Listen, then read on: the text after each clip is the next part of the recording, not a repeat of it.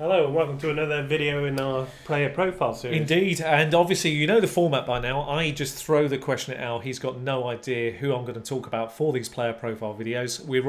They're creating quite a lot of interesting conversations, and hopefully they'll help you avoid or perhaps gain an advantage in your drafts, whether that be dynasty, redraft, or whatever format you're in. So today we're going to look up, again, high up the chart, look at three players. I'm going to start with one now and come to the others later. Okay. Today's player I want to start with today is my old favourite, Leonard Fournette. I thought we would talk about him in a little bit of detail today. I really like interesting talking about him. And I wanted to sort of start with giving some picture around him, then look for Al's instincts and thoughts around Leonard Fournette. There'll be hopefully a conversation around what people think about him in terms of this year. Well, I'll give you my pluses and minuses. Yeah, please. When I think of Leonard Fournette. Go for it. He's clear number one on his team, which is a running team. That's a big tick. He's young, which is big tick. Yeah. He fell out with the Jacksonville coaching staff, which is a bit of a red flag. Right. And his injuries to his ankle. Yeah.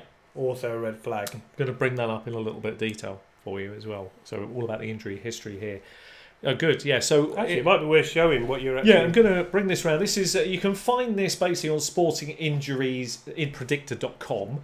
And I don't know how, it might be too glossy, but it will give you an overlay. Let's bring it in. Let's take that off and just bring that in a bit closer to the screen. Let's bring it round.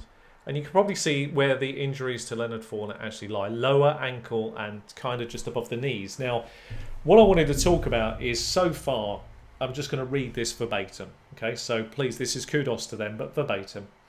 Fournette dealt with an ankle injury throughout the final season at LSU. So this has been an injury that's been dogging him since he came into the NFL. It's something I've highlighted since he started. I wasn't knocking him year one, but I saw something in year two and I pointed this out. Okay, aggravating it 3 times and missing 6 games. He revealed after the year that it was a high ankle sprain and a bone bruise. And as the 2017 rookie, he lost games to a right ankle sprain and a quad bruise, plus 1 for a team-imposed suspension. Yeah, so that's the second. That was the first sort of time that he incurred the wrath. Fournette also sat out the final 3 preseason games after getting his left foot stepped on, as he reportedly shed weight in preparation for his second NFL season role as a Jacksonville workouts. And we all know what happened in that second season. It didn't materialise. And if you look at that indicator, you'll see where all the injuries lie. There's more to add to this, actually, because the indicator needs updating. But what I'm going to say about him is simply as I did last year. I can't stand this player because as much as I love the upside, I can't. It's not that you can't stand the player. You can't stand these. I can't stand as a fantasy enthusiast. Look, love the talent. I can't take the player. Hate the risk. Yeah, can't take the player. The risk is still too high. He's very high on ADPs. If he is fit, he will play every game, won't he? Well, yes, of course. But I say he's the clear starter if fit. The problem is this injury with him. It's been ever since that final season at LSU and all the way into the pros. This has not gone away. So one would have to start questioning what kind of actual injury this is. It's not just a bruise. This, I think, when you look at the indicator, tells me one thing. The body mass of the individual is so great upstairs. I'm not knocking him. He's a very big man.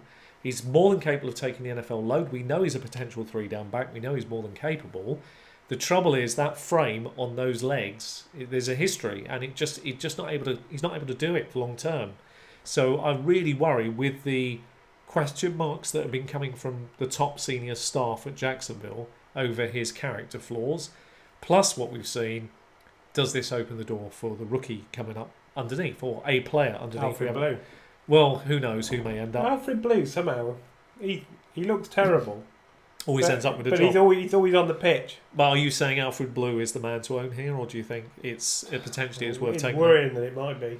It could be. I mean, it could be. I wouldn't want to draft him either. But I personally like taking a flyer on. Armstead's got a yeah, chance. that's the guy I like taking the flyer on. But I think for me, I don't know if you agree for this season. Maybe you're going a different route. Maybe you think this is the year to get him, and it could be the year to get Leonard Fournette. But the value is still so high. I can't risk my draft board on him being my second or early 3rd round pick in a large. I just can't do that. I know what happens when I get it wrong. I understand the red flags. If I get it wrong, I'm going to crucify myself at the top end of my draft board. So but there is a big upside there. There is. But you've got to take the risk is huge as well. And I'm not sure the risk reward is really there to be seen. It's definitely a gambler's pick, isn't it? So are we both agreeing? We're not quite we're not sold. I'll take him at a right price. What would be the correct price for him to fall to you in any kind of format? What round 3. So you would take a flyer on him at round 3. Yeah. You may well get your wish this year. Because I know I can get the backup cheap. Yeah. Especially if it's a deeper league. If it's like we play in a 16-man league, so yeah, you'd have a chance. Yeah, you would. You're right. Yeah, you're right. That's a good shout. So what Al's saying is, you kind of have to protect that pick. You kind of got to look at who you think is going to be the backup, and then if you got the best of both worlds, and hopefully I think we're recording in June. I think by the start of the season, you'll probably know who the backup is. And if that happens to be Alfred Blue, we'll probably say, "My God!" Then you punch yourself in your face. You take away your last pick. Yeah, and then you move on from there and not worry about it, and just hope that you get a great workload from Leonard Fournette. Alfred Blue always gets. He must be a good pro because he always. He must work very hard. There's no doubt about that. He doesn't run very hard, does he? No, but he works hard enough to get the job. Let's see how that plays out. So, okay. What do you think about Fournette? Have you given up on him yet? Do you still like him? Can you trust him? That's the question. Yeah. Can you trust him? Where would you draft him? Are you happy drafting him, second, third round? Because that's probably where you'd have to do to take him, isn't it? It would, yeah. Okay, let us know what you think. Thank you for watching. Leave a like on the video if you please comment, subscribe. It. We need to keep doing this. It's very important for our podcast, and we appreciate your help doing that. Thank you.